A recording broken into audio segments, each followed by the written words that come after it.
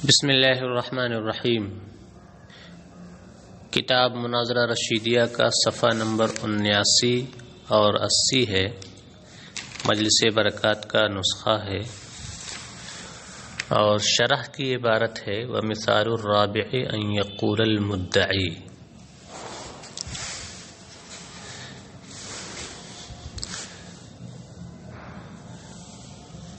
گزشتہ سبق میں یہ بیان کیا گیا تھا کہ معلل کے لیے شاہد کا جواب دینے کی 5 صورتیں ہیں، جن میں سے 3 کا تعلق شاہد تخلف کے ساتھ اور 2 کا تعلق شاہد لزوم محال کے ساتھ ہے۔ شاہد تخلف سے متعلق 3 صورتوں کی مثال دی جا چکی ہے۔ آج کے سبق میں شاہد لزوم محال سے متعلق 2 صورتوں کی مثال بیان کی جائے گی۔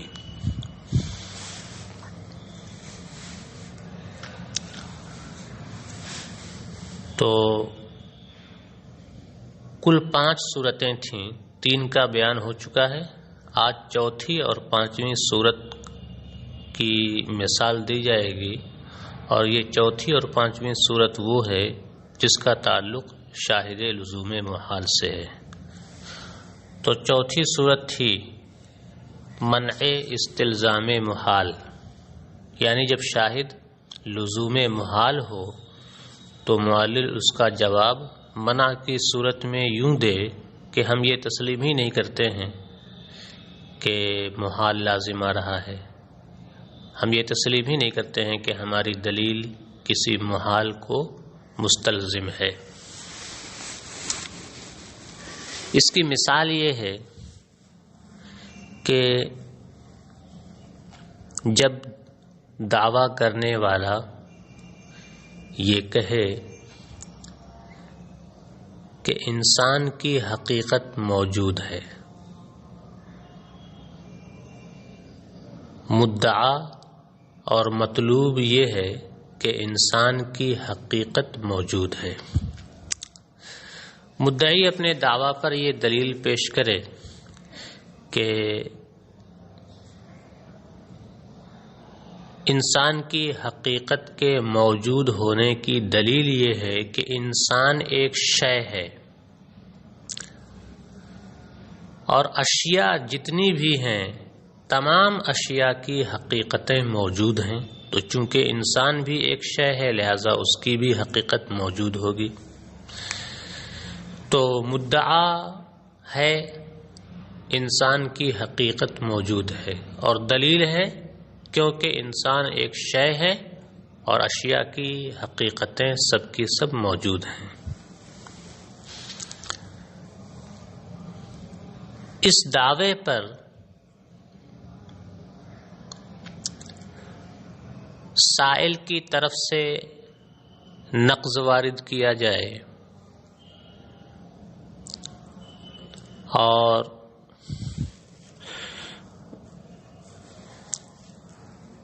یہ شاہد پیش کیا جائے کہ کسی بھی حقیقت کو موجود ماننے کی تقدیر پر محال لازم آئے گا۔ سائل کہے کہ آپ کی دلیل ہمیں صحیح نہیں لگ رہی ہے، دلیل فساد کو مستلزم ہے۔ کیوں؟ تو شاہد پیش کرتے ہوئے کہے کیونکہ آپ کی دلیل سے یہ ثابت ہوتا ہے کہ تمام اشیاء کی حقیقتیں موجود ہیں، جبکہ حقیقت یہ ہے کہ اگر کسی شے کی بھی حقیقت موجود مان لی جائے تو محال لازم ہے۔ تو سوال ہوا کہ محال کیا ہے؟ تو سائل کہے کہ اگر کوئی حقیقت موجود ہو، اگر کوئی حقیقت موجود ہو تو اس کا مطلب کیا ہوا؟ اس کا مطلب ہوا اس حقیقت کا ایک وجود ہے۔ اگر کوئی حقیقت موجود ہو تو اس کا مطلب یہ ہوا، اس کا صاف اور صریح مطلب یہ ہوا کہ اس حقیقت کا ایک وجود ہے، اس حقیقت کا وجود پایا جا رہا ہے۔ تو اب اس حقیقت کا جو وجود ہے، اس حقیقت کا جو وجود پایا جا رہا ہے، ہمارا سوال اس وجود کے بارے میں اب ہوگا کہ اس حقیقت کا جو وجود پایا جا رہا ہے وہ وجود خود موجود ہے یا نہیں ہے۔ پھر سے سمجھ لیں، سائل کہتا ہے کہ آپ نے کہا کہ حقیقتیں موجود ہیں، اشیاء کی حقیقتیں موجود ہیں۔ ہم یہ کہتے ہیں کہ اگر کوئی بھی حقیقت موجود ہو تو اس کا صاف اور صریح مطلب یہ ہے کہ اس حقیقت کا ایک وجود ہے، اس حقیقت کا ایک وجود پایا جا رہا ہے۔ تو اس حقیقت کا جو وجود پایا جا رہا ہے، اس وجود کے سلسلے میں اب ہمارا سوال ہوگا کہ وہ وجود موجود ہے یا نہیں موجود ہے۔ اگر آپ دوسری شق اختیار کریں اور یہ کہیں کہ اس وجود کا کوئی وجود نہیں ہے، وہ وجود موجود نہیں ہے، تو ہم کہیں گے کہ جب وہ وجود موجود ہی نہیں ہے، جب اس وجود کا کوئی وجود ہی نہیں ہے، تو وہ وجود کے بغیر پایا کیسے جا رہا ہے؟ ثابت تو یہ ہوا تھا کہ اگر کوئی حقیقت موجود ہو تو اس کا صاف اور صریح مطلب یہ ہے کہ اس حقیقت کا ایک وجود پایا جا رہا ہے، اور جب اس وجود کا کوئی وجود ہی نہیں ہے، جب وہ وجود موجود ہی نہیں ہے تو وہ وجود کیسے پایا جا رہا ہے بغیر وجود کے؟ اور اگر آپ پہلی شق اختیار کریں اور یہ کہیں کہ اس وجود کا ایک وجود ہے، وہ وجود موجود ہے، اگر آپ کہیں کہ حقیقت کا جو وجود پایا جا رہا تھا اس وجود کا بھی ایک وجود ہے، تو اب ہمارا سوال اس نئے وجود کے سلسلے میں ہوگا کہ اب یہ وجود موجود ہے یا نہیں۔ اگر آپ شق ثانی اختیار کریں کہ اس وجود کا کوئی وجود نہیں ہے تو پھر ہم وہی کہیں گے کہ بغیر وجود کے وہ پایا کیسے جا رہا ہے، یہ تو باطل ہے، محال ہے۔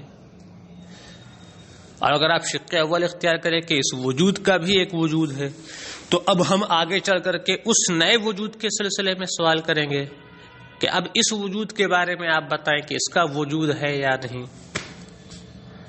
تو یہ سلسلہ اسی طرح آگے بڑھتا جائے گا، اور آگے بڑھ کر کے یا تو کسی ایسے وجود پر یہ سلسلہ ختم ہوگا جس وجود کا کوئی وجود نہ ہو، یا تو یہ سلسلہ بڑھتے بڑھتے ایسے وجود پر ختم ہو جائے گا جس وجود کے بارے میں آپ یہ کہیں کہ اس وجود کا کوئی وجود نہیں ہے، تو اس پر ہمارا یہی سوال ہوا کہ جب اس کا کوئی وجود نہیں ہے تو وہ وجود کے بغیر پایا کیسے جا رہا ہے۔ اور اگر آپ یہ کہیں کہ نہیں اس کا بھی وجود ہے تو پھر اور آگے ہی بڑھتے چلے جائیں گے تو تسلسل لازم آئے گا، اور تسلسل بھی کیا ہے؟ محال ہے۔ تو اگر یا تو آپ اس آگے بڑھتے ہوئے سلسلے کو ایسے وجود پر ختم کریں گے جس کا کوئی وجود نہ ہو، تو اس پر ہمارا سوال یہ ہوگا کہ بغیر وجود کے وہ پایا کیسے جا رہا ہے، یہ تو محال ہے۔ تو اس صورت میں بھی محال لازم آ رہا ہے۔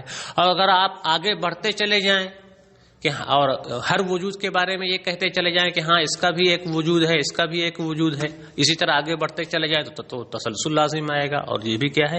محال ہے۔ تو دونوں چیزیں کیا ہیں؟ محال ہے۔ تو ثابت ہوا کہ اگر ہم کوئی حقیقت موجود مانتے ہیں تو محال لازم آئے گا۔ جب سائل مدعی کے اس دعوے پر اور اس کی دلیل پر یہ نقض وارد کرے اور یہ شاہد پیش کرے تو مدعی اس شاہد کا جواب اس طور سے دے گا کہ اس مدعی اور معلل اس شاہد کا جواب منع کی صورت میں دے گا اور کہے گا کہ ہم یہ تسلیم ہی نہیں کرتے ہیں کہ یہاں کوئی محال لازم آ رہا ہے، ہم یہ تسلیم ہی نہیں کرتے ہیں۔ معلل کہے کہ محال یہاں لازم ہی نہیں آ رہا ہے۔ کیسے محال لازم نہیں آ رہا ہے؟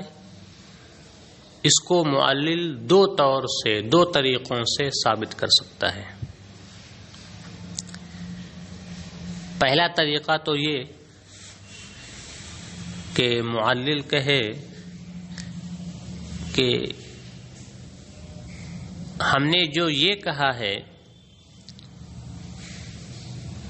کہ اشیاء کی حقیقتیں موجود ہیں، حقائق اشیاء موجود ہیں، تو ہماری اس دلیل سے یہ تو ثابت ہوتا ہے کہ شے کی حقیقت کا وجود ہے، شے کی حقیقت کا وجود پایا جا رہا ہے۔ ہماری اس دلیل سے یہ تو ثابت ہوتا ہے کہ شے کی حقیقت کا وجود ہے، شے کی حقیقت کا وجود پایا جا رہا ہے۔ لیکن اس سے جو یہ سمجھ میں آ رہا ہے کہ شے کی حقیقت کا وجود پایا جا رہا ہے، شے کی حقیقت کا وجود بھی موجود ہے، تو یہاں وجود کا جو وجود سمجھ میں آ رہا ہے، تو وجود کا جو وجود ہے یہ حقیقی اور وجودی نہیں ہے۔ وجود کا جو وجود سمجھ میں آ رہا ہے وہ حقیقی چیز نہیں ہے، وہ تو اعتباری ہے، اور اعتباری چیزوں میں تسلسل محال نہیں ہوتا ہے۔ شے کی حقیقت تو موجود ہے، یہ تو حقیقی ہے، لیکن شے کی حقیقت موجود ہے تو حقیقت کا جو وجود سمجھ میں آ رہا ہے، اس وجود کے بارے میں جو یہ سوال ہوتا ہے کہ اس کا وجود ہے یا نہیں، تو اس کے وجود کے سلسلے میں جو سوال ہو رہا ہے وہ وجود اعتباری ہے، اور اعتباریات میں تسلسل محال نہیں ہوتا ہے۔ اور اس اعتراض کا جواب دینے کی دوسری صورت یہ ہے کہ یوں کہا جائے کہ ہاں حقیقتیں موجود ہیں، اشیاء کی حقیقتیں موجود ہیں، اور اس سے یہ چیز سمجھ میں آ رہی ہے کہ اشیاء کی حقیقتوں کا وجود ہے، اشیاء کی حقیقتوں کا وجود پایا جا رہا ہے، تو وجود کا وجود بھی یہاں سمجھ میں آ رہا ہے۔ اشیاء کی جب وجود ہے، وجود تو اس کا مطلب ہوا وجود موجود ہے، اس کا مطلب اس وجود کا بھی ایک وجود ہے۔ جب یہ کہا جائے کہ اشیاء کی حقیقتوں کا وجود ہوتا ہے، یہ بات کہی جائے کہ اشیاء کی حقیقتوں کا وجود ہوتا ہے، تو اس کا مطلب ہوا اشیاء کی حقیقتوں کا وجود پایا جاتا ہے، اشیاء کی حقیقتوں کے وجود کا بھی ایک وجود ہوتا ہے۔ تو یہ جو دوسرا والا وجود سمجھ میں آ رہا ہے نا، یہ دوسرا والا جو وجود ہے یہ بعین ہی پہلے والا ہی وجود ہے، اس سے الگ نہیں ہے۔ تو یہ جو دوسرا وجود سمجھ میں آ رہا ہے یہ بعین ہی پہلے ہی والا وجود ہے، لہذا تسلسل لازم ہی نہیں آئے گا۔ یہ ہوئی چوتھی صورت کی مثال۔ عبارت دیکھیں، کہتے ہیں ومثال الرابع ان يقول المدعی حقیقت الانسان موجودۃ لانه شیء وحقائق الاشیاء موجودۃ فیورد علیہ انه على تقدیر وجود حقیقت من الحقائق یلزم محال۔ چوتھی صورت کی مثال یہ ہے کہ مدعی کہے کہ انسان کی حقیقت موجود ہے، کیونکہ انسان ایک شے ہے اور اشیاء کی حقیقتیں موجود ہیں، تو اس دلیل پر یہ نقض وارد کیا جائے کہ حقائق میں سے کسی حقیقت کے وجود کی تقدیر پر ایک محال لازم آئے گا، وهو انه لو كانت موجودة فاما ان يكون وجودها موجودا او لا. اور محال یہ ہے کہ اگر کوئی حقیقت موجود ہو، وهو انه لو كانت موجودة، اور محال یہ ہے کہ اگر کوئی حقیقت موجود ہو تو یا تو اس حقیقت کا وجود موجود ہوگا یا نہیں. فإن كان الثاني، تو اگر معاملہ شق ثانی ہو، یعنی ترجمہ کرنا تو اگر آپ شق ثانی اختیار کریں، محال یہ ہے کہ اگر کوئی حقیقت موجود ہو تو یا تو اس حقیقت کا وجود موجود ہوگا یا نہیں.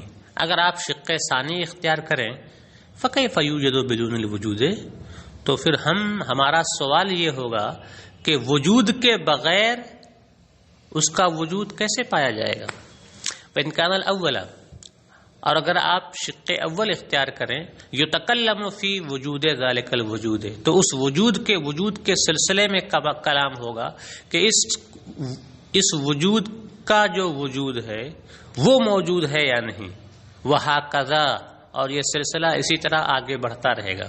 فَإِمَّا أَن يَنْتَهِيَ إِلَى وُجُودٍ لَا وُجُودَ لَهُ أَوْ يَتَسَلْسَلَ، تو یہ سلسلہ یا تو کسی ایسے وجود پر جا کر ختم ہوگا جس کا کوئی وجود نہ ہو، اور یہ تسلسلہ یا مسلسل آگے بڑھتا رہے گا. وَكِلَاهُمَا مُحَالَانِ، اور دونوں صورتیں محال ہیں. تو یہ ہوا نقض مع الشاہد. معلل اور مدعی اس کا جواب کیسے دے گا؟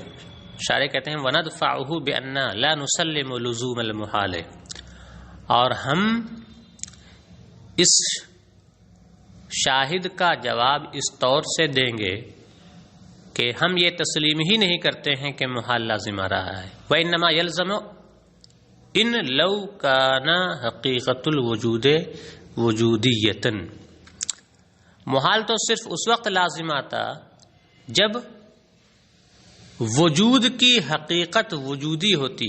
ولا نسلم ذالک، اور ہم یہ تسلیم ہی نہیں کرتے. ہم یہ نہیں کہتے ہیں کہ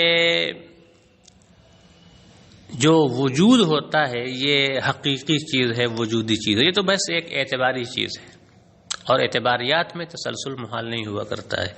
ولو سلم، اور اگر تسلیم بھی کر لیا جائے، مان بھی لیا جائے کہ وجود ایک حقیقی چیز ہے، وجودی چیز ہے، اعتباری چیز نہیں ہے، فوجودہ عینہ، تو ہم یہ کہیں گے کہ وجود کا جو وجود ہے وہ بے عین ہی یہی وجود ہے، یعنی پہلے والا وجود ہے. وجود کا جو وجود ہے وہ بے عین ہی یہی وجود ہے.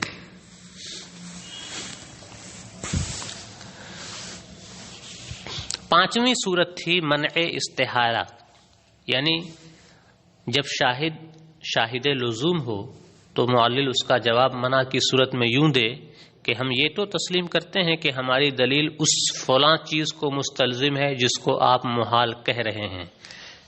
ہم یہ تو تسلیم کرتے ہیں کہ ہماری دلیل اس چیز کو مستلزم ہے جس کے بارے میں آپ کہہ رہے ہیں، لیکن ہم یہ تسلیم نہیں کرتے ہیں کہ وہ محال بھی ہے. آپ کہتے ہو محال ہے، ہم نہیں کہتے ہیں کہ محال ہے، وہ محال ہے ہی نہیں. تو اس پانچویں صورت کی مثال کیا ہوگی؟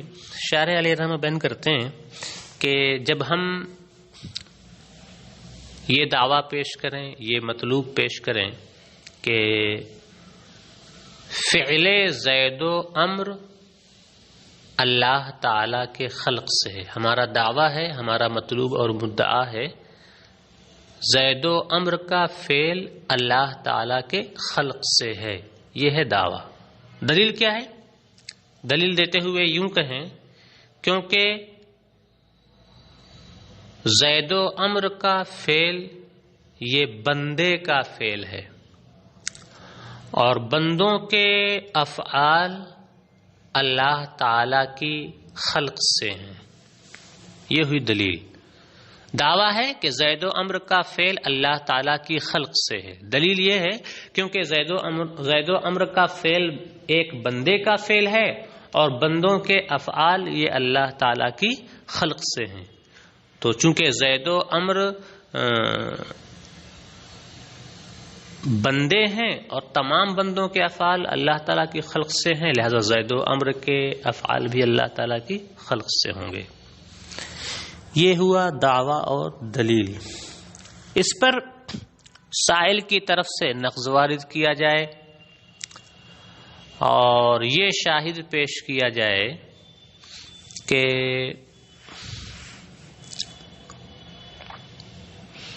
یہ دلیل ایک محال کو مستلزم ہے، اور شاہد پیش کرتے ہوئے سائل کی طرف سے کہا جائے کہ اس دلیل سے تو یہ لازم آتا ہے کہ تمام افعال عباد اللہ تعالیٰ کی خلق سے ہیں۔ اس دلیل سے یہ ثابت ہوتا ہے کہ بندوں کے تمام افعال اللہ تعالیٰ کی خلق سے ہیں، حالانکہ ایسا نہیں، کیونکہ فعل زنا یہ بندے کا فعل ہے، انسان کرتا ہے، بندہ کرتا ہے۔ فعل زنا یہ ایک بندے کا فعل ہے، حالانکہ یہ اللہ تعالیٰ کی خلق سے نہیں ہے،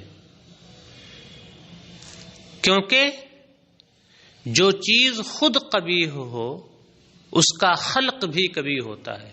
تو جب فعل زنا قبیح چیز ہے تو اس فعل زنا کا خلق بھی قبیح ہوگا۔ تو زنا کے بارے میں یہ کہنا کہ یہ اللہ تعالیٰ کی خلق سے ہے، یہ اللہ تعالیٰ کو صفت قبیح سے متصف کرنا ہے، جو کہ کیا ہے؟ محال ہے۔ تو دلیل یہ دی گئی تھی کہ بندوں کے تمام افعال اللہ تعالیٰ کی خلق سے ہیں، جس سے یہ لازم آ رہا تھا کہ فعل زنا بھی اللہ تعالیٰ کی خلق سے ہو، حالانکہ فعل زنا اللہ تعالیٰ کی خلق سے نہیں ہے، کیونکہ فعل زنا قبیح ہے، اور جو قبیح ہو اس کا خلق بھی قبیح ہوتا ہے۔ تو اگر اس کا خلق اللہ تعالیٰ کی طرف سے ہو تو اللہ تعالیٰ قبیح سے متصف ہو جائے گا، اور یہ محال ہے۔ تو حاصل کلام کیا ہوا؟ حاصل کلام یہ ہوا کہ اس دلیل سے یہ لازم آتا ہے تمام بندے کے تمام افعال اللہ تعالیٰ کی خلق سے ہیں، یہ دلیل ہے، بندے کے تمام افعال اللہ تعالیٰ کی خلق سے ہیں۔ اس دلیل سے یہ لازم آتا ہے کہ فعل زنا بھی اللہ تعالیٰ کی خلق سے ہو، حالانکہ فعل زنا کو اللہ تعالیٰ کی خلق سے مانے تو محال لازم آئے گا۔ تو یہ دلیل کیا ہے؟ محال کو مستلزم ہے۔ تو ہم اس کا جواب، اس شاہد کا جواب ہم منع کی صورت میں دیں گے، اور یہ کہیں گے کہ ہم یہ تو تسلیم کرتے ہیں کہ ہماری دلیل سے یہ لازم آتا ہے کہ فعل زنا اللہ تعالیٰ کی خلق سے ہے۔ ہاں، ہماری اس دلیل سے یہ لازم آتا ہے کہ فعل زنا اللہ تعالیٰ کی خلق سے ہے، کیونکہ جب بندوں کے تمام افعال اللہ تعالیٰ کی خلق سے ہیں اور فعل زنا بھی بندے کا ایک فعل ہے تو وہ بھی اللہ تعالیٰ کی خلق سے ہوگا۔ تو ہاں، ہم یہ تسلیم کرتے ہیں کہ ہماری دلیل سے یہ لازم آتا ہے کہ فعل زنا اللہ تعالیٰ کی خلق سے ہے، لیکن ہم یہ تسلیم نہیں کرتے ہیں کہ زنا کا خلق قبیح ہے اور محال ہے۔ ہم یہ تسلیم نہیں کرتے ہیں، ہم یہ تسلیم نہیں کرتے ہیں کہ زنا کا خلق قبیح ہے، ہم یہ تسلیم نہیں کرتے ہیں۔ کیوں؟ اس لیے کہ قبیح کیا چیز ہوگی؟ قبیح ہوتا ہے فعل، عمل، خلق قبیح نہیں ہوتا ہے۔ تو قبیح اور محال ہے عمل کرنا، فعل کرنا، خلق کرنا قبیح نہیں ہے۔ لہذا ہمیں یہ تو تسلیم ہے کہ ہماری دلیل سے وہ چیز لازم آ رہی ہے جس چیز کے بارے میں آپ کہہ رہے ہو کہ آپ کی دلیل سے یہ چیز لازم آ رہی ہے، لیکن آپ کا یہ کہنا کہ وہ چیز محال بھی ہے، ہم یہ تسلیم نہیں کرتے۔ نہیں، وہ محال نہیں ہے، یہ ہوئی 5ویں صورت کی مثال. عبارت دیکھیں. مثال الخامس ان نقول ان فعل زید و عمر بخلق اللہ تعالی.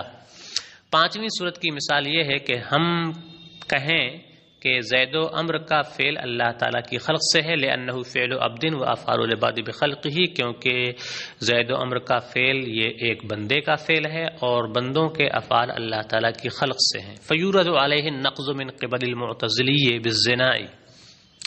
تو ہماری اس دلیل پر معتزلی کی طرف سے یہ نقض وارد کی تو ہماری اس دلیل پر معتزلی کی تعریف سے زنا کے ذریعہ نقص وارد کیا جائے. بأن یقول، اس طور سے کہ معتزلی کہے الزنا فعل من افعال العباد وليس بخلقه تعالی لأنه قبیح وخلق القبیح قبیح واتصافه تعالی به محال. اس طور سے کہ معتزلی کہے کہ زنا بندوں کے افعال میں سے ایک فعل ہے، ولیس بخلقہ تعالی، اور وہ اللہ تعالیٰ کے خلق سے نہیں ہے. فعل زنا اللہ تعالیٰ کے خلق سے نہیں ہے. لأنہ قبیح، اس لیے کہ فعل زنا قبیح ہے. وخلق القبیح قبیح، اور فعل قبیح کا خلق بھی قبیح ہوتا ہے. واتصافہ تعالی بہ محال، اور قبیح کے ساتھ اللہ تعالیٰ کا اتصاف محال ہے. وندفعہ بمنع کون خلق الزنا قبیحا، اور ہم اس شاہد کا جواب منع کی صورت میں اس طور سے دیں گے کہ خلق زنا کا قبیح ہونا ممنوع ہے، ناقابل تسلیم ہے، ہم تسلیم نہیں کرتے ہیں. اور ہم اس شاہد کا جواب منع کی صورت میں یوں دیں گے کہ خلق زنا کا قبیح اور محال ہونا ہمیں تسلیم نہیں ہے. وَإِنَّمَا الْقَبِيحُ وَالْمُحَالُ فِعْلُهُ لَا خَلْقُهُ. قبیح اور محال تو صرف فعل زنا ہے، نہ کہ خلق زنا. وَبَيْنَهُمَا بَوْنٌ لَا يَخْفَى، اور ان دونوں کے درمیان بڑا فرق ہے، بڑا فاصلہ ہے جو کسی عاقل پر مخفی نہیں ہے. آج کا سبق یہیں پر مکمل ہوتا ہے. السلام علیکم ورحمۃ اللہ وبرکاتہ.